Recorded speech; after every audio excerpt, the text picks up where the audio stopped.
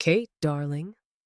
Mother Patricia's voice was like a velvet-wrapped blade, precisely targeting the corner where I stood. Her face bore that perfect smile, the kind of maternal expression that could be frozen in family albums for 100 years. Yet her eyes were sheets of cold glass. She clutched my sister Lily's arm, whose belly curved gently beneath an expensive maternity dress, displayed like a precious heirloom on exhibition. "Look at Lily's party, how beautiful it is," Patricia said, her voice not loud but clear enough for the nearby guests who had perked up their ears to catch every word. "You really should throw a proper party for your child, with friends, cake, gifts. That's what a mother should give her child, the ceremony they deserve, don't you think?" She deliberately paused, pronouncing "your child" with deliberate vagueness and contempt, as if referring to something unworthy of having a name. Lily followed Mother's gaze toward me, her face revealing an expression that mixed superiority with pity. She added softly, "That's right, sister. A woman only gets one chance at this in her lifetime. You certainly don't want it to be too shabby." The air around us seemed to freeze. The whispered conversations of guests buzzed like bees. I set down the spoon I had been using to stir my lemonade. The utensil clinked against the glass with a crisp sound. Then I lifted my head, meeting Mother's eyes that were waiting for my discomfort, and spoke calmly. "Mom, I already had my baby shower." Instantly, cracks appeared in Patricia's perfect smile. "What?" She raised her voice, drawing more inquiring glances. "June 15th of last year, from 2 to 5 in the afternoon at my own home." My voice was as clear as ice striking glass. "The invitations were sent via UPS to you, Dad and Lily." Patricia's face drained to an ashen white. Her lips trembled slightly, unable to form a single word. I smiled gently, though the expression never reached my eyes. "And Mom," I continued, emphasizing each word to ensure it landed squarely on her heart. "Not only did I hold the party, but the baby has been born. My daughter, Iris, is already 8 months old." I pulled out my phone and opened the UPS tracking app that I had prepared specifically for this moment. The screen displayed a detailed delivery record. "This is the tracking record for the invitation I sent to you," I explained, my voice measured but crystal clear. "The sender's address is my home, and the recipient's address is your home, Patricia. This was certified mail requiring a signature to ensure you would receive it." Patricia leaned closer, her eyes filled with suspicion. But when she saw the information on the screen, her face shifted from white to green. "You see," I pointed to a line on the screen. "Delivery time, June 1st, 2024, at 2:14 in the afternoon. Successfully delivered. Signed for by—" I paused, turning my gaze to Lily beside her. "Lily Marie Williams." I used her pre-marriage name rather than her current married name, Martinez, deliberately invoking the surname that Patricia had insisted she take when James adopted her. This name struck like a needle, precisely targeting both mother and daughter. I didn't—" Lily's voice trembled as she tried to defend herself. I didn't pay attention." "You signed for a letter sent from my home to your parents, but you didn't pay attention?" I questioned, my tone still calm, but carrying undeniable weight. Maybe the mail was treated as junk?" Lily made one last, desperate attempt. This excuse might have worked for email invitations in the digital age, but for a physical letter requiring personal signature, it was utterly absurd. Patricia seemed to grasp at this lifeline. "Exactly. It must have been a mistake. Postal workers make errors all the time," she eagerly agreed, trying to regain control of the situation. "Kate, darling, there's no need to bring up such trivial matters today. Today is Lily's day." "This is not trivial," I said. And I have more evidence. I scrolled through my phone screen and pulled up another photo. It was a beautifully designed invitation card that I had spent several evenings carefully selecting and designing on the Minted website. It clearly read, "You're invited to a baby shower for Kate Williams." Date, Saturday, June 15th, 2024. Time, 2 p.m. to 5 p.m. Location, our home. Hosted by Kate and Ethan Williams. The background of the invitation featured the blooming jacaranda tree in our backyard. Next came photos from the party itself. My colleagues, friends I had made in the community, several neighbors, about 30 people crowded into my small living room and backyard. We played games like Guess the Baby Food and shared parenting experiences. In the photos, I wore a comfortable cotton maternity dress, my belly prominently rounded, smiling with genuine joy. Ethan stood beside me, his arm wrapped around me. There was no five-star hotel, no flower wall, no open bar, but there were sincere blessings and warm friendships. As for your invitations, I continued displaying evidence, UPS records show that the first delivery attempt found no one home, so a notice was left. The second delivery was signed for by Lily, so there's no possibility of missing it. Finally, I pulled up a scanned copy of Iris's birth certificate. Iris Williams, born November 28, 2024, the Thursday after Thanksgiving, born at Dell Children's Medical Center. I held my phone toward Patricia. My obstetrician was Dr. Sarah Chen. Throughout the entire delivery process, even with company insurance coverage, we still paid over $4,000 in out-of-pocket expenses. To care for her, I took the legally mandated FMLA leave, a total of 12 weeks of maternity leave, only recently returning to work. Every detail, every term, fell like nails hammering their false denials into place. The atmosphere in the banquet hall had shifted from embarrassment to deathly silence. Patricia's friends began whispering among themselves. Their gazes toward me changed from viewing an impertinent daughter-in-law to watching the protagonist of a captivating family drama. Some even quietly stepped backward, trying to distance themselves from the storm's center. My phone vibrated with a message from Ethan. He had been following the situation from home through the location I shared and intermittent updates. "You got this, Kate. I'm right here with you." I took a deep breath, knowing the most difficult part was just beginning. Now it was time for the real confrontation. I put away my phone and slowly moved my gaze from Patricia's pale face, scanning every person present. The once noisy banquet hall now fell silent except for the humming of air conditioning vents, providing a low accompaniment to this unfolding drama. I held my baby shower on Saturday, June 15th, 2024, from 2 to 5 in the afternoon, at our home.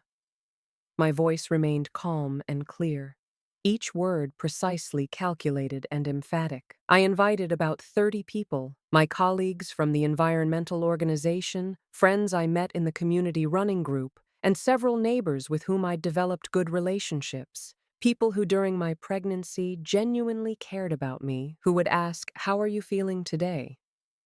I paused, letting these words ferment in the air.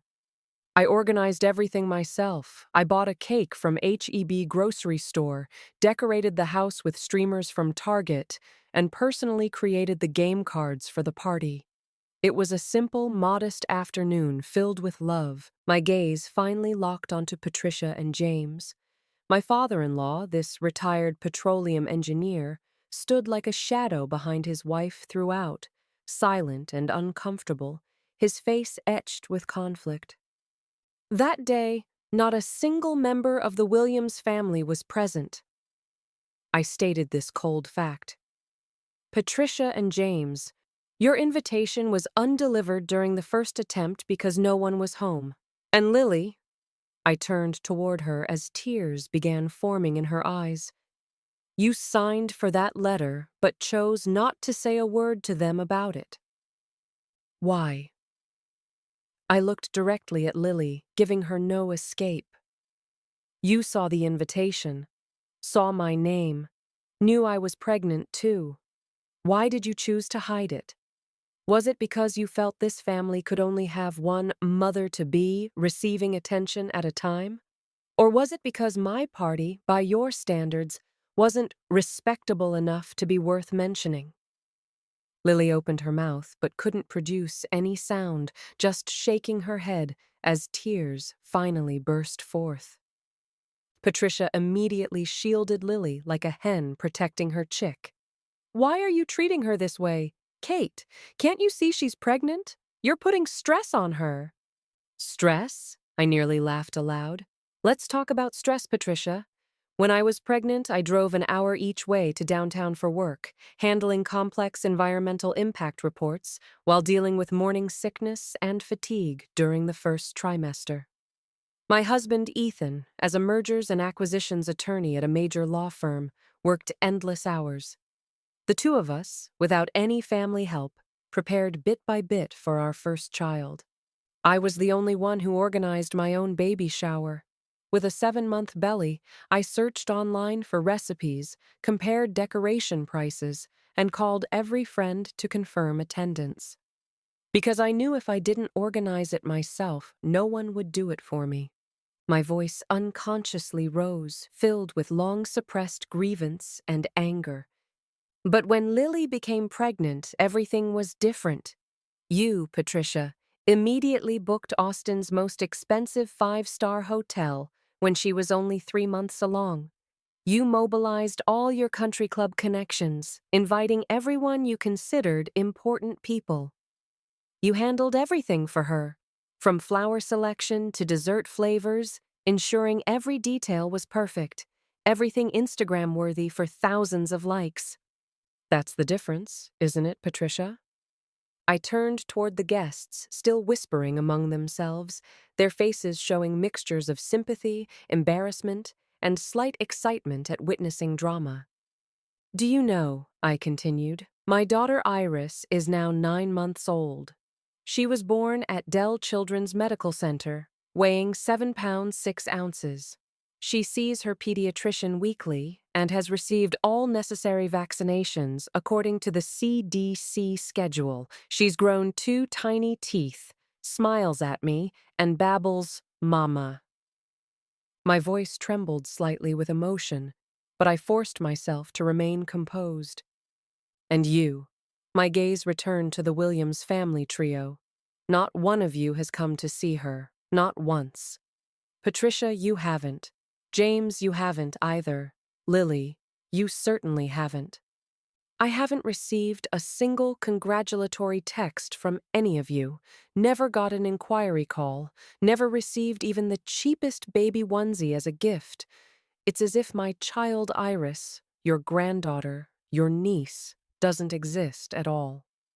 Just because her mother, me, didn't marry into an oil magnate's family, didn't become an influencer with hundreds of thousands of followers, didn't choose to abandon her career to be a full-time housewife, my child and I deserve to be ignored and forgotten. This final question exploded like a bomb in the elegant banquet hall. The entire world fell silent except for Lily's barely contained sobs and Patricia's rapid, angry breathing. In the deathly quiet, Patricia finally found her voice. She attempted to use her usual peacemaking approach to calm this storm. "I'm very sorry, Kate," she said, though her tone carried no remorse, more like a charitable gesture. I might have truly misunderstood something. You know, I'm getting older, and sometimes when things pile up, my memory fails me. What a pathetic excuse. She was trying to reduce everything to a simple misunderstanding, an elderly person's forgetfulness. We shouldn't discuss these things today. She glanced at the embarrassed guests around us, forcing a stiff smile. How about this? To make up for it, we'll throw a party for Iris right now. A belated celebration. We can redecorate this place and tell everyone we're celebrating 2 babies today. I looked at her coldly. watching this flawed, self-important attempt at damage control. She completely missed the core issue. She thought money and a lavish party could erase 9 months of coldness and neglect. No need, Patricia. I firmly refused. We already celebrated, at my home, with people who genuinely care about me and Iris. We don't need a performance to assuage your guilt. My refusal completely humiliated Patricia. Her face flushed red, lips trembling, but she couldn't say a word. My gaze moved past her to my father-in-law, James. He looked utterly pained, his lips moving as if wanting to say something. "Pat, maybe we should," he began, but Patricia sharply cut him off. "You shut up, James! This is none of your business!" she snapped. James immediately deflated, like all strength had been drained from him, retreating back into his wife's shadow. I looked at him, this man who used to warmly discuss Texas football with me when I first married Ethan, now so powerless. "Dad?" I addressed him this way for the first time, my voice carrying disappointment and sadness. "Why won't you ever stand up to her? Just once?" James's shoulders slumped as he avoided my gaze, the wrinkles on his face appearing deeper. Just then, Lily's crying grew louder. She was nearly breaking down. "Stop talking, please," she sobbed. "Do you think you're the only one who struggles? I have my own problems too. I have to maintain my social media image, deal with various brand partnerships. I'm under pressure every day." Her words were filled with self-centered grievance, as if only her pressure mattered in the entire world. I looked at this spoiled woman living in a virtual world, feeling not an ounce of sympathy. Her pressure came from taking prettier photos and getting more likes. Mine came from supporting a new life in the real world. The banquet hall atmosphere had completely shattered. Several of Patricia's country club friends, probably finding the scene too unseemly, had quietly grabbed their purses and slipped out the back door. The remaining guests either looked at me with sympathy or awkwardly stared at their phones, pretending to see nothing. This carefully planned, perfect party had become an irreparable farce, and I was its director. But I knew I had to do this, for myself, and especially for my daughter Iris. I took one last look at Patricia, her face twisted with anger and humiliation, suddenly appearing strange and distant to me. "I spent 34 years of my life trying to get you to see me, Patricia." I wasn't referring to my actual age, but the long years I felt I'd struggled in this relationship. I studied hard and got into a good university. I found meaningful work, even though you consider it insignificant. I married a good man, your son. I thought doing all this would earn me your basic respect at least, but I was wrong. I understand now, no matter what I do, in your eyes I'll always be that not good enough daughter-in-law, the one from an ordinary family without prestigious background, who doesn't know how to charm at social gatherings. But that's fine now. I took a deep breath, feeling the years of pent-up frustration in my chest slowly dissipating. I now have my own family. I have Iris. I chose this neighborhood because it has Austin's best public school district, and I'm already preparing for Iris's kindergarten through 12th grade education. I'm working hard, saving money for her 529 college account.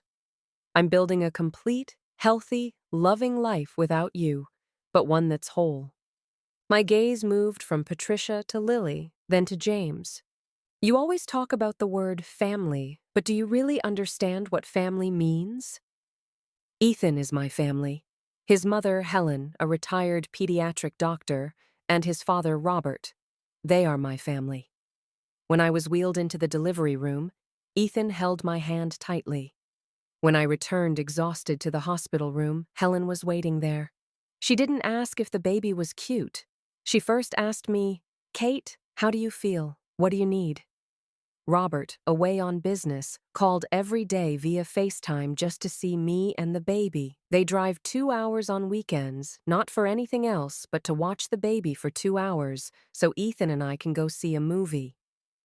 They come to see Iris, hold her, change her diapers, sing off-key lullabies. That's family, Patricia. Family is choice, action, daily care, and support, not blood relations you just talk about. I had said everything I wanted to say. I felt like a tremendous weight had been lifted. I turned around, no longer looking at any of them, and walked straight toward the banquet hall doors. "Kate, wait!" Patricia's voice rang out behind me, tinged with panic. I didn't turn back or stop walking. I walked through that door, completely shutting out the hypocrisy, noise, and dramatic scene behind me. The elevator descended smoothly, the mirror reflecting my face. No tears, only unprecedented calm and determination. Back in the hotel lobby, I walked to the valet counter. The young attendant quickly ran to get my car. When he handed me the Subaru keys, I pulled out a $20 bill from my wallet and gave it to him. He looked at me with surprise and said, "Thank you, ma'am." I didn't know why I tipped so much. Maybe because despite my wounded heart, I still had the capacity to express kindness. Maybe I just wanted to tell myself that my life wouldn't be dragged into the mud because of their wretchedness. I started the car and smoothly merged into traffic. Austin sunlight streamed through the windshield onto my face, somewhat blinding, but also bringing warmth. I took out my phone and dialed Ethan's number. The call was answered almost immediately. "Kate?" "It's me." My voice was somewhat hoarse but steady. "I'm finished. I'm driving home now." I heard a relieved sigh from the other end, followed by Ethan's gentle but firm voice. "Good. Drive carefully. Iris and I are waiting at home."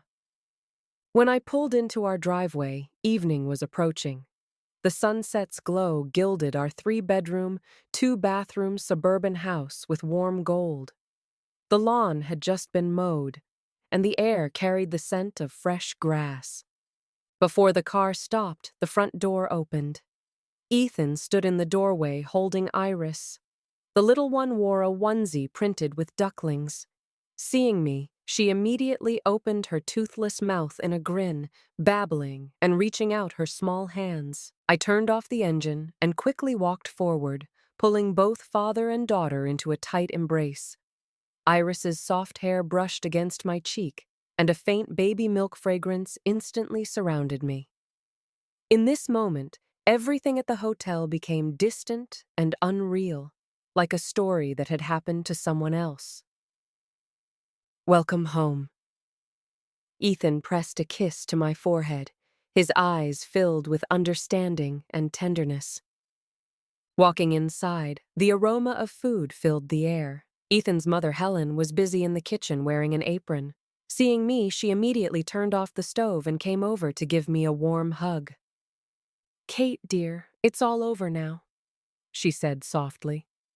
"I made your favorite shepherd's pie." The living room was warm and comfortable, without luxurious decoration, but every corner was filled with traces of life. Photos of Iris at different stages hung on the walls. A blanket we used while watching movies was casually draped over the sofa, and the coffee table held some parenting books and Ethan's legal journals. Everything here had been created by our own hands. We didn't go to the rarely used formal dining room, but gathered around the small round table in the kitchen.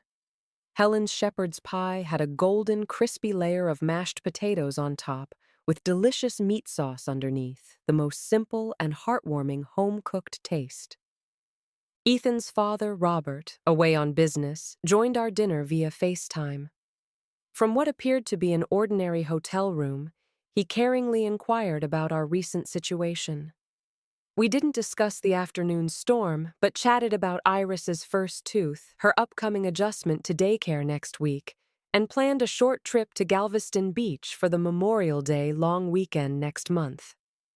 Laughter echoed in the small kitchen, warm and genuine. After dinner, I sat on the sofa holding Iris. The little one was already drowsy, her small head resting on my shoulder, breathing evenly. Ethan came over and embraced me from behind, his hands gently resting on my shoulders. On the screen, Helen and Robert were still laughing and waving goodbye to us. I looked at my sleeping daughter and imagined what she would be like grown up. I would teach her to read, teach her to ride a bicycle, teach her right from wrong. I would also tell her that there are two kinds of love in this world. One kind is love based on obligation and blood relations. It often carries heavy shackles and attached conditions, like what Patricia gave me. It demands you conform to certain expectations, play certain roles, or it will be withdrawn. The other kind is love based on choice and respect. It has nothing to do with bloodlines, only with soul connection and sincere dedication. It accepts all of you, whether you succeed or remain ordinary. Patricia gave me obligation, while I chose real love for myself and my daughter. I was building a true home for Iris, one nurtured by choice, respect, and warmth, rather than a cold shell maintained by blood relations. Iris smacked her lips in her sleep and showed a sweet smile. Ethan's arms tightened slightly, his chin gently resting on top of my head. Outside the window, night fell and lights in homes lit up one by one. Our light also merged into this warm sea of illumination. This was my home. These were the family members I had chosen. This was enough.